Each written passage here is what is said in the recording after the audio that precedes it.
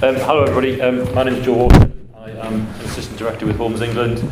I'll explain a little bit about the agency and what we do and whatever, but before I start, I've been shown my Chief Executive and the rest of some of the executive leadership team of Homes England around Plymouth this morning, and he was in Bristol yesterday.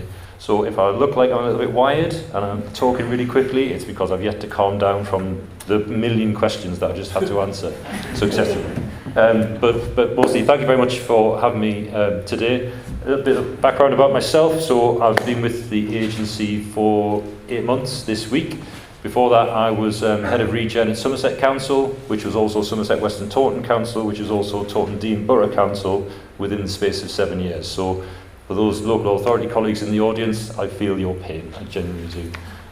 So it's been a bit of a baptism of fire joining the agency now, particularly with the election that we've just gone through, and so everyone thinks that we're going that way, and I think we are still going that way, but we might just be doing it in a slightly different way to the way we're doing it in May.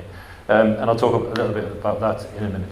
But I'm not going to assume that everybody knows who Homes England are and what we do. I shan't read off of here, but we published a strategic plan in the summer of last year, and that was the start of a change in our mission from previous government would have talked about units, delivering units. We're now talking about delivering homes, and that's just, it puts a whole different slant on the conversation. We also are allowed to talk about regeneration being something that's not just housing. The previous iteration of Homes England, and it might have been one of 6 or 7 that you might have heard of, but we've been the Homes and Communities Agency, we've been the Southwest, down here, Southwest Regional Development Agency, we've been English Partnerships, and all those different things. With our new strategic plan, we start to talk about shaping places rather than projects, and regeneration. So it's not just about delivering homes, it's about the whole economic growth of a place and how what we do can underpin that. So it's a different narrative, but it means we can work in a much broader way. It's not frequent, it's not just projects anymore, it's not just can you deliver this many houses in that place, or can you build that many apartments over there. It's how is what you're doing having an effect on the place.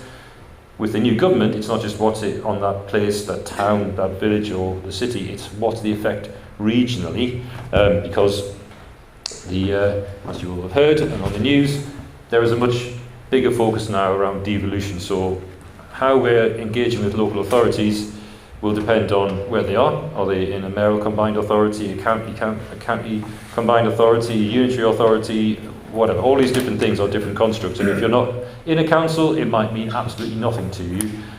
If you're in a council that isn't in a mayoral combined authority, you're probably feeling pretty raw right now, because all of the mayors were invited to Downing Street on day one with the new government. Everyone who wasn't in a mayoral combined authority was stood over here going, oh, well, hang on a sec, we've got loads of really worthy projects that need delivery too. So we're just working through with our partners what that looks like, how devolution is going to have an impact on how we deliver. But we know that the mayors are going to be at the top table. It's how do we then make sure that it's equitable where we're working in places that don't have a mayor, and in the southwest particularly, beyond the west of England, there isn't a mayor. So pretty much the whole of this place doesn't have a mayor, and how does that pan out when we get through the comprehensive spending review and on to the next thing. I wanted to mention the two programmes that you will probably see on the news. New Towns Task Force and the New Homes Accelerate programme. Very easy to get them mixed up.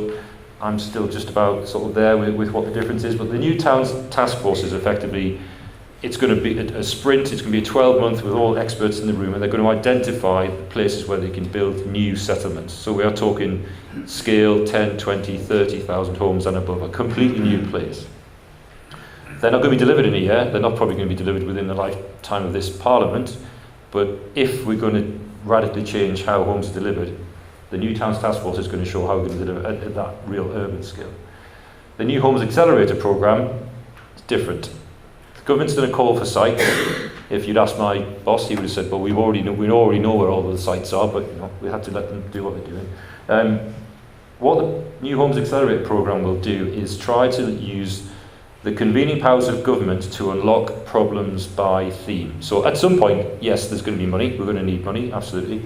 But in Somerset, for example, and I will talk about Somerset a lot because I live there, phosphates. But how many? There's hundreds of councils that have nutrient mitigation or other issues like that. Is it because there's an Environment Agency objection? Is it because DFT don't want you to build a junction of a certain size? All of these different things. So the New Homes Accelerator programme is trying to look at themes, putting projects in buckets or programmes in buckets, and how can governments start to solve some of those thematic issues collectively to unlock sites and move them forward.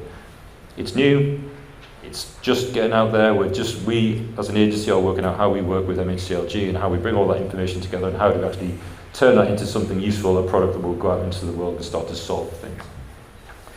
You'll know that there's going to be a mini budget in the autumn, and then in the spring of next year there'll be the announcement of the next comprehensive spending review, and that's when we anticipate the next thing, the next programme of grant funding, whatever that is, will be announced.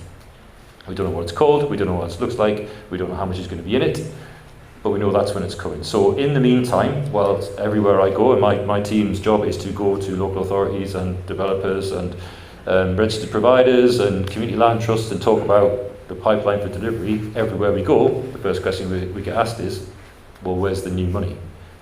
There is right now no new money, which is not a particularly good message to send when that is my job, is to go into places and try help unlock delivery. But we know something's coming, we just have to be patient and remind myself and my team that really, if you take the summer holidays out, the new government's only been in place for 6 weeks, so it'd be a lot to expect anything of particularly any magnitude to have landed just yet. So it's coming, we just don't know what it looks like. But what do we do in the meantime? So when I was delivering projects for the council and now in this role, I think beforehand, bizarrely, I studied architecture in Plymouth, so this today is really oddly circular that I'm standing here talking to you guys about this sort of thing. But how do we move things forward? How do we get a site from an idea on a page to actually to delivery? And local authorities and RPs and community land trusts all have the same role in delivering that. But since I've been with the agency, it's become even more clear how important the value of partnership working in and these strategic relationships. So we're working really closely with Plymouth City Council on some of their projects and programmes for regeneration here. And I think with the exception of maybe the community land trust and the police service, and maybe the fire service, we're working with every other one of those agencies on there in trying to unlock regeneration in Plymouth. And that takes an awful lot of energy and effort and strategy and focus just to keep all of those relationships going, to get something valuable out of them and make sure they help to move things forward. But you will all know in delivery, there is no one thing that's going to fix anything. There's always going to be a host of different things that you have to bring into the mix to move sites forward, or programmes or places forward. Some more than others, but it's absolutely crucial that you lift your head up from the master plan or the finances or whatever it is that you're singularly looking at, and look to your neighbours and how can the other agencies, partners, help you move this thing forward, whether that's with money or expertise or just someone who's going to say, right, well, if you do that, we'll do that, and then in 5 years' time we'll get the benefit of the thing that you're doing, and then we'll be able to move our project forward. Because these things take so long, you have to keep those strategic relationships going, and that is absolutely key in everything, I guess, that you all do. And particularly, I think I saw Active Travel England on the agenda. I don't know if that was today or yesterday. When I was delivering projects in Somerset, the creation of Active Travel England and then the start of how sustainable movement around places was embedded into regeneration projects was just a breath of fresh air, because all of a sudden, and that was like COVID, just after COVID, when how are you going to get there if you can't get the bus? Start to come around, and the likes of that agency being created was just a huge boon to looking at things through a slightly different lens. And I'm hoping that in Plymouth particularly, with the topography and that sort of thing against the places, organisations like Active Travel England got a huge role in legibility and all that sort of thing, and bringing the city centre forward and being the glue that holds these things together. So this is going to be a bit of a love letter to councils. So I was 7 years in the council, and I'm not going to apologise for that. You will know all this, but I'm going to say it anyway. What is it about local authorities that make these things happen? Yes, it's local knowledge and networks, and they know the demand, they know what the market will do or won't do. They typically have land where they don't have money, and particularly now and over the last 15 years, the ability for councils to actually spend their own money has been more diminished, but they tend to have a physical asset that they can put into the mix. They have ambition and passion and resilience and persistence, and the one I should have put on there amongst all of us is patience, because these things just take a long time. Even with the best from the world, with all of the partners in place, it just takes a long time. So to all of you working in local authorities or working with local authorities, I doff my cap to you. It's just all about patience, isn't it? And having that vision to see these things through to the end. Councils will not be backed, I think, significantly in the new comprehensive spend review. That's not how it's going to work. They're struggling for resource with their planners, but also with project management. How do you actually get these things done? The funding regime of bidding into future high street funds or levelling up funds or towns deals or whatever else it is, these take up so much time and resource with no guaranteed result at the end. It's just really hard work. My bugbear when I was at the council, procurement, I swore then, sorry. Public sector procurement is probably the most inefficient thing, I think, that slows councils down, because we have to follow these rules and it just takes longer and everything costs more. So all of these things competing with actually delivery of services such as homelessness, social care, education, or if you work in Plymouth, unexploded bombs every other week, it's just really, really hard to do. So with all that in mind, how do the local authorities do anything? It's amazing and incredible. And to all local authority colleagues, again, I just absolutely respect. So what do they do? What are they achieving? So this is one of the first schemes I went to see when I started with the agency. It's up in Bristol.